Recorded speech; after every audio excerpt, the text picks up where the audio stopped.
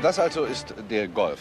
Man hat ihn den Käferkiller genannt oder auch etwas gemäßigter den Käfer-Nachfolger. Wir wollen mit beiden Begriffen aus guten Gründen etwas vorsichtig sein und uns keineswegs an den vielen Spekulationen beteiligen, wann wohl der Käfer das Zeitliche segnet.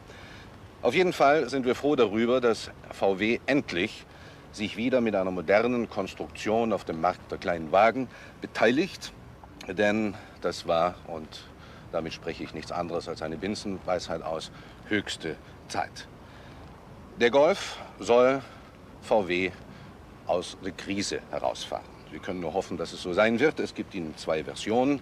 Einmal mit 1,1 Liter und 50 PS und dann mit 1,5 Liter und stattlichen 70 PS. Der Käfer war und ist fast allen Strapazen gewachsen. Der Golf kann das alles auch, er kann es nur besser, er kann es moderner und komfortabler. Mit Federbeinen, Längsschwingen und Querstabilisatoren hat man sich bei der Fahrwerkskonstruktion einer Fülle vernünftiger Erkenntnisse bedient, mit dem Effekt, dass der Golf, all das gilt übrigens für den 1,1 wie auch für den 1,5 Liter Typ, bei schlichten Wegstrecken robuste Gleichgültigkeit an den Tag legt.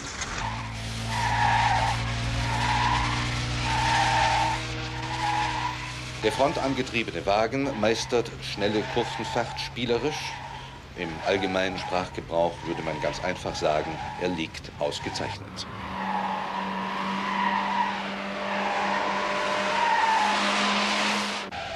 Sein Fahrverhalten sorgt also für eine erstaunliche Mühelosigkeit der Fortbewegung und garantiert Sicherheit auf einem Niveau, das in dieser Preiskategorie wahrlich nicht alltäglich ist.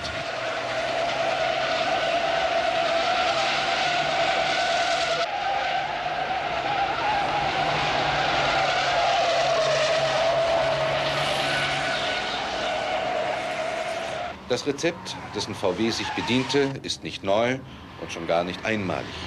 Aber die Abstimmung im Detail beweist eindeutig, dass die Zeiten vom Traum des ewigen Käfers zielsicherer Konstruktionskapazität gewichen ist. Den Golf zu bewegen ist eine sichere Sache und macht außerdem noch Spaß. Nicht zuletzt, weil bei seiner Entwicklung der Gedanke Pate gestanden hat, ein möglichst funktionelles Automobil funktionell in allen Bereichen zu schaffen. Da sind natürlich unendlich viele Gesichtspunkte zu berücksichtigen. Unsere Sendezeit würde gar nicht ausreichen, im Einzelnen alle aufzuzählen. Einer von ihnen, ein sicher wesentlicher, ist Unempfindlichkeit und Robustheit. Der Golf verdient sich eine ausgezeichnete Note, wobei sich die Verarbeitung der Karosserie in gewohnter VW-Qualität zeigt. Mit diesem Auto ist auch ein weiterer wesentlicher Punkt der Fahrsicherheit endgültig zu den Akten gelegt. Während sich in den vergangenen Jahrzehnten Automobile aus Wolfsburg widerspruchslos besondere Seitenwindempfindlichkeit bescheinigen lassen mussten, zieht der Golf mit einer Luftgeschwindigkeit von 100 Kilometern im rechten Winkel angeblasen nahezu unbeirrt seine Bahn. Bei diesem Versuch wird nicht gegengelenkt. Abweichung 1,90 Meter, ein hervorragender Wert. Bei den Bremsen gibt es zwischen dem 1,1 und dem 1,5 Liter aus Gründen der Kalkulation gewisse Unterschiede. Die 1100 Kubikzentimeter Version hat 4 Trommelbremsen. Unser Testobjekt, der 1,5 Liter, besitzt eine gemischte Bremsanlage, vorne Scheibe und hinten Trommel. Sie funktioniert ohne Tadel. Schließlich hat sie auch nur rund 800 Kilogramm in den Griff zu bekommen.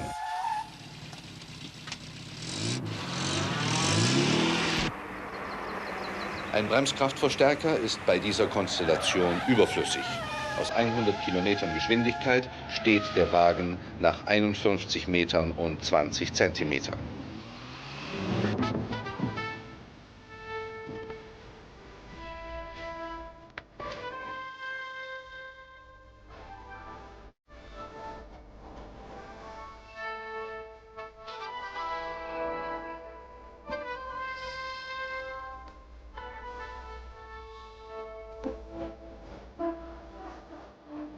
Es gibt dieses Auto wahlweise mit 3 und 5 Türen und einer Innenausstattung, die genauso wie Fahrwerk, Motor, Lenkung oder die Bodengruppe der Karosserie dem VW Scirocco entspricht.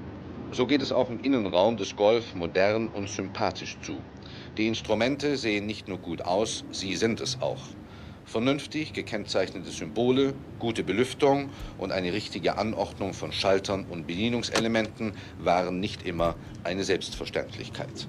Der Käfer ist 4,03 Meter lang, der Golf fast 45 Zentimeter kürzer. Trotzdem offeriert er bei diesen Abmessungen mehr Platz und damit mehr Bequemlichkeit. Am Heck des Golf vereinen sich sozusagen in einem Stück Plus- und Minuspunkte. Ich meine die Anordnung der Heckscheibe. Auf der einen Seite gute Sicht nach hinten, auf der anderen Seite, wenn Sie länger gefahren sind auf einer etwas verschmutzten Straße, geht diese Heckscheibe komplett zu. Es fehlt also ein Scheibenwischer. Daran sollte man in Zukunft denken. Soweit der Minuspunkt.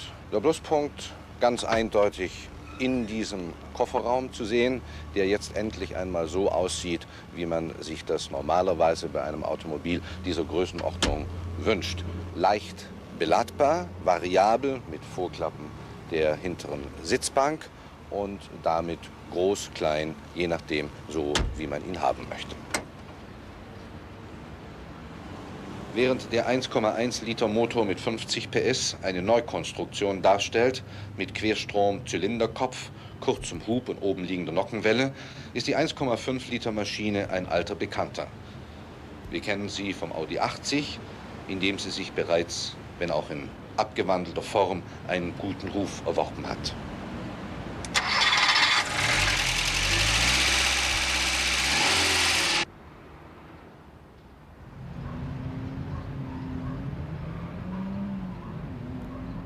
Beschleunigungsmessung von 0 auf 100 Kilometer pro Stunde, 12,1 Sekunden. Der Motor legt eine Drehfreudigkeit an den Tag, die in den unteren Gängen einen sorgsamen Umgang mit dem Gaspedal ratsam erscheinen lassen. Auch über Elastizität braucht man nicht zu klagen. Für den so wichtigen Geschwindigkeitsbereich von 80 auf 120 Kilometer pro Stunde benötigt der Golf an Beschleunigungszeit 8,9 Sekunden. Die Vergleichszahlen für den 1,1 Liter lauten von 0 auf 100 Kilometer 15,8 und von 80 auf 120 Kilometer 9,7 Sekunden. Vergleichszahlen allgemeiner Art: VW Golf 1,5 Liter von 0 auf 100 12,1 Sekunden. Alfa Sud 14,7 Sekunden. VW Golf 1,1 Liter 15,8 Sekunden. Renault 5 20,3 Sekunden. Opel Kadett 20,5. Höchstgeschwindigkeit der 70 PS-Version 164 Kilometer, mit 50 PS 155 Kilometer. Wir reden zum ersten Mal seit über 100 Autotestsendungen auf diesem Kanal über ein Automobil, dessen Preis wir nicht kennen. Wir wissen nur, dass die 1,1 Liter Version des Golf 8.000 Mark kostet. Die 70 PS Ausführung mit 1,5 Liter hat noch keinen offiziellen Preis. Man denkt in Wolfsburg darüber nach und kalkuliert offensichtlich besonders scharf. Nach meiner persönlichen Meinung, nach meiner ganz persönlichen Meinung, sollte der 1,5 Liter mit 70 PS nicht über 8.700 Mark kosten. Mit diesem Preis, so bin ich sicher, würden Werk und Wagen die Kurve schon kriegen. Wie grundlegend wichtig dies für VW insgesamt ist, wissen nicht nur die Intimkenner dieser Branche.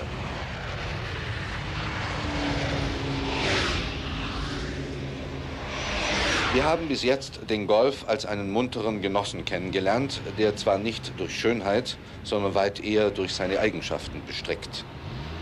Die Frage, was das Ganze in der Unterhaltung kostet, wollen wir jetzt beantworten. Das Auto ist so konzipiert, dass die Wartung und die Reparaturen außerordentlich erleichtert sind. Das gilt für den Motor ebenso wie für wesentliche Teile der Karosserie. So sind zum Beispiel die Kotflügel abschraubbar. Radaufhängung, Lenkung, Radlager, Schlösser sind wartungsfrei. Man hat ganz offensichtlich an die Serie der ganz großen Stückzahlen gedacht. Der Golf braucht nur Normalbenzin. Die Messungen der Verbrauchswerte ergeben folgende Resultate. Auf der Autobahn 9 Liter pro 100 Kilometer, Landstraße 9,2 Liter, Kurzstreckenverkehr 9 bis 11 Liter. Insgesamt registrieren wir bei rund 2000 Kilometern Fahrt einen Testverbrauch von 9,6 Litern. Zum Vergleich ein Blick auf den Verbrauch anderer Fabrikate. Opel Kadett 8,4 Liter, VW Golf 1,1, 8,9 Liter, Renault 5 9,2 Liter, VW Golf 1,5, 9,6 und Alfa Sud 10,6 Liter. Der Tank des Golf fasst 45 Liter, sodass eine Tankfüllung für rund 470 Kilometer ausreicht.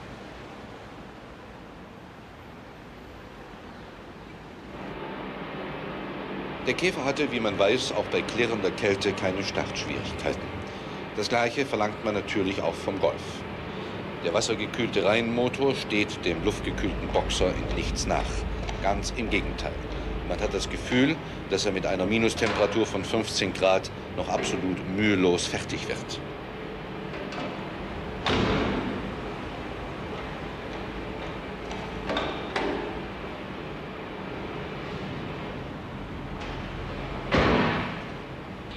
Der Anlasser hat kaum seine Arbeit aufgenommen, da springt der Motor auch schon an.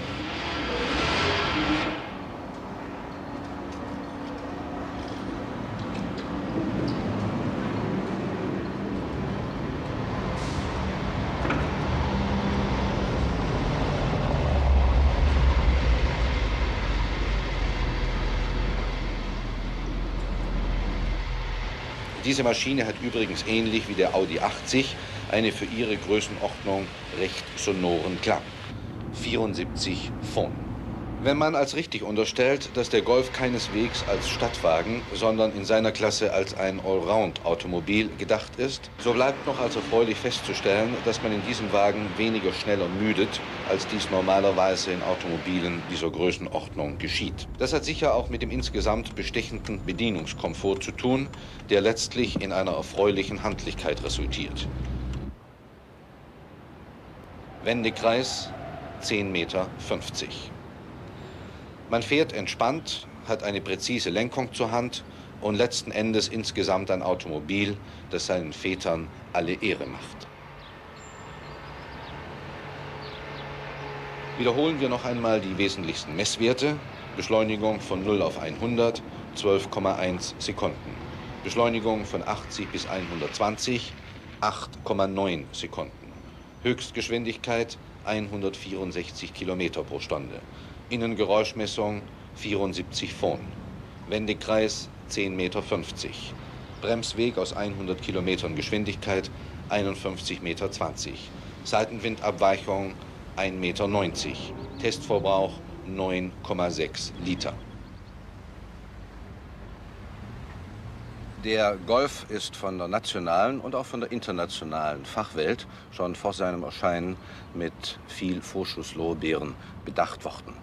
Wie ich meine, sehr zu Recht, denn aus Wolfsburg ist nun ein Auto erschienen, das nicht nur nach modernen Gesichtspunkten konzipiert wurde, sondern das in seinem Resultat eine ganze Menge schwerwiegender Pluspunkte vereinigt. Da haben wir zunächst eine gute Leistung, ein erstklassiges Fahrverhalten, dann eine gute Raumaufteilung, eine, wie ich meine, in dieser Klasse exzeptionelle Innenausstattung. Und im Übrigen ist das Auto ausgesprochen handlich. Es fährt sich angenehm und sicher. Ersparen Sie mir bitte die Vergleiche mit dem Käfer. Der Golf und der Käfer kommen zwar aus der gleichen Fabrik, aber wie ich meine, aus zwei verschiedenen Welten.